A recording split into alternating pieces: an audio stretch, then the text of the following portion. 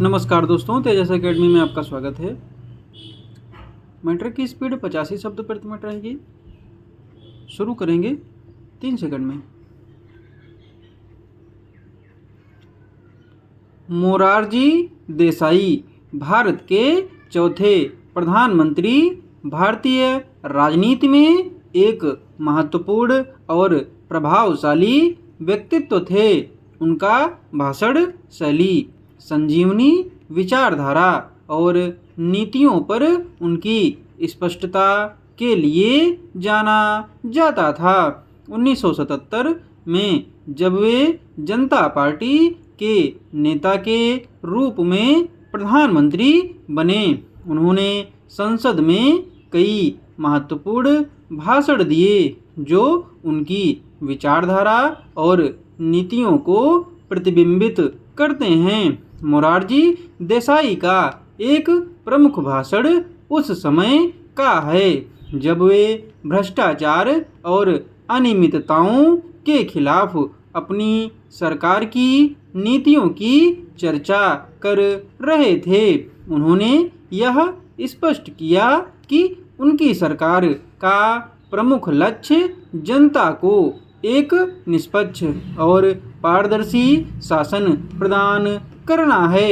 उन्होंने इस बात पर जोर दिया कि भ्रष्टाचार एक बड़ी बुराई है जो न केवल आर्थिक विकास को अवरुद्ध करती है बल्कि सामाजिक न्याय को भी कमजोर करती है।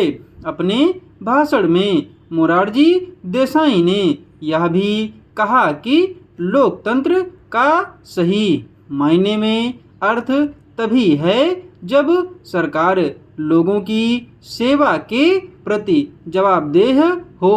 उन्होंने कहा कि प्रत्येक नागरिक को न्याय और समान अवसर मिलें।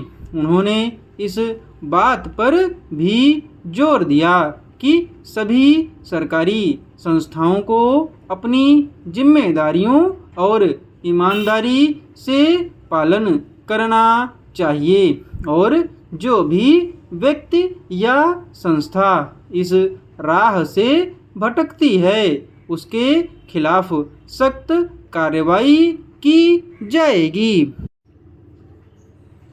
मोरारजी देसाई ने आर्थिक नीतियों पर भी अपने विचार व्यक्त किए। उन्होंने कहा कि उनकी सरकार का उद्देश्य आर्थिक स्वतंत्रता को प्रोत्साहित करना और ग्रामीण विकास को प्राथमिकता देना है। उन्होंने इस बात पर बल दिया कि भारत की आर्थिक समृद्धि तभी संभव है जब गांवों और किसानों की स्थिति को सुधारा जाए।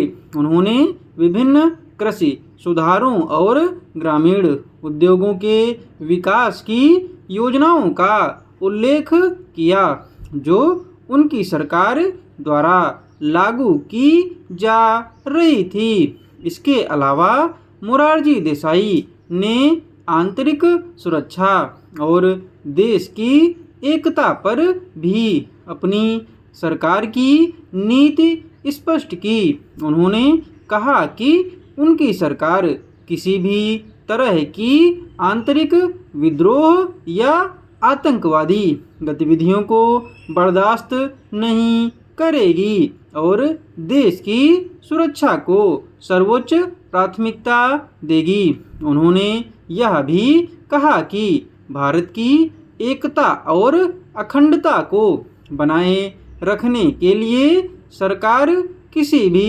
आवश्यक कदम उठाने के पीछे नहीं हटेगी। मोरारजी देसाई के भाषणों का मुख्य उद्देश्य जनता को यह विश्वास दिलाना था कि उनकी सरकार पारदर्शिता, जवाबदेही और निष्पक्षता के सिद्धांतों पर चलने के लिए प्रतिबद्ध है।